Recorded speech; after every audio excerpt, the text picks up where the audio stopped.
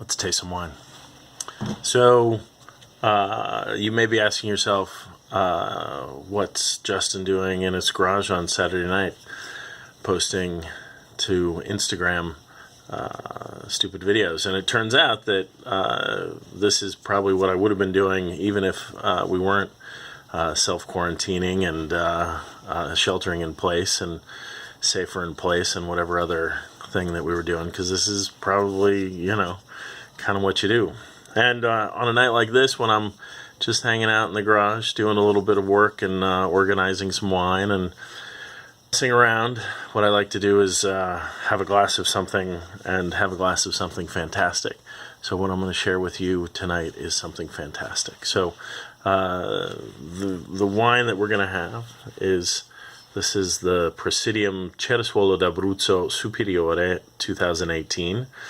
And some of you may ask, what is Cerasuolo d'Abruzzo? Well, Cerasuolo d'Abruzzo is actually kind of a little confusing because it's not the same as Cerasuolo di Vittoria.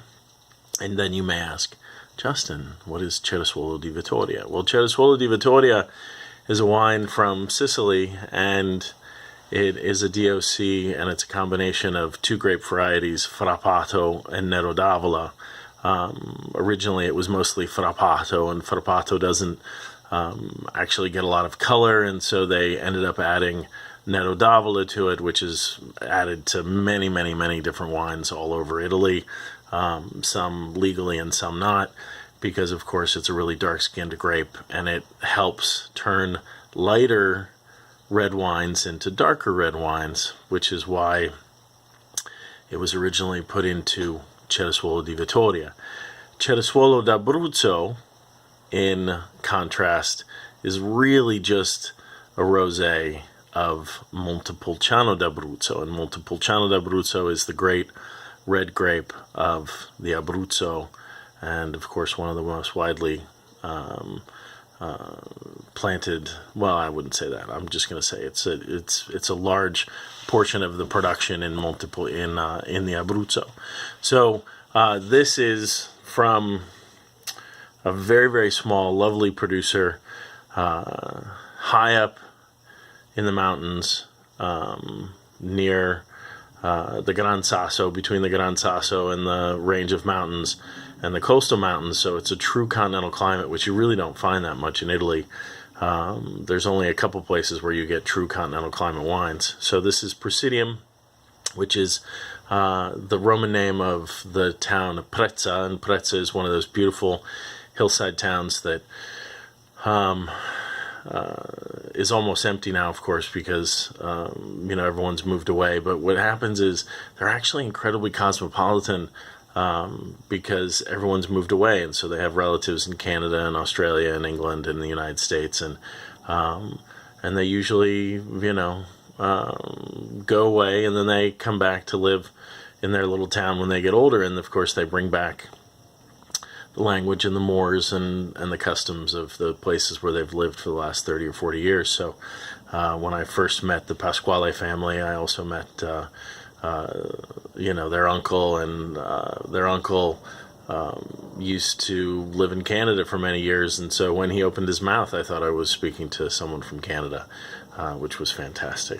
Anyway, so this is probably one of the more, I would say this is, if not in, the top, well, I would actually say that's in the top three Cerasuolo d'Abruzzo that's made in the Abruzzo.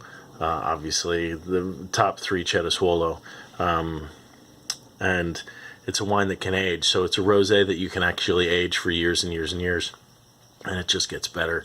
It's got a darker color, deep flavor, a little bit of tannin, and that's kind of the where people get confused. Some people say it's a red wine that's just not fermented on the skins for very long, and some people say it's just a rosé. But what I love, of course, is that these guys are all natural. They use no herbicides or pesticides in the vineyards. They use cover crops. There's a minimal sulfur at bottling.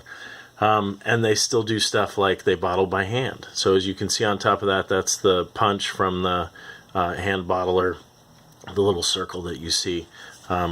And I just love that they do everything still by hand. So, the lovely Pasquale family. So this is Cerasuolo d'Abruzzo.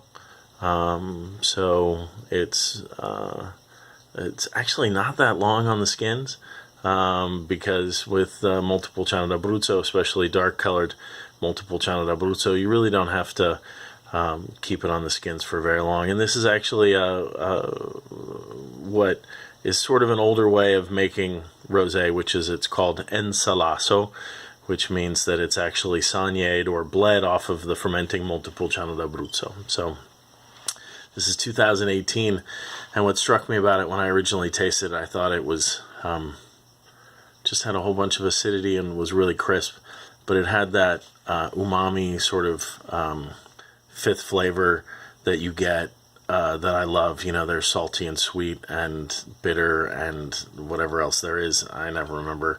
But then there's also that umami, which is the fifth flavor, which I think is fantastic. It gives it like this something extra, something special.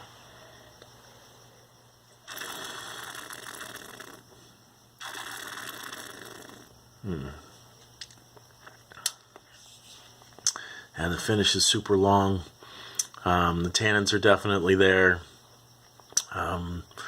It's definitely got an oxidative quality to it because, of course, it's it's made without any sulfur addition at bottling, barely. And I think it's just great. And the people are wonderful as well, so that's always a great thing.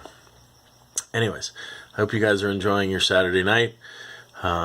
Sorry this was a long one, and you guys can cut me off anytime. But I'm going to be drinking this and watching a movie with the kids and eating popcorn, and I think this is going to go incredibly well with that. So, hope you're well. Stay safe.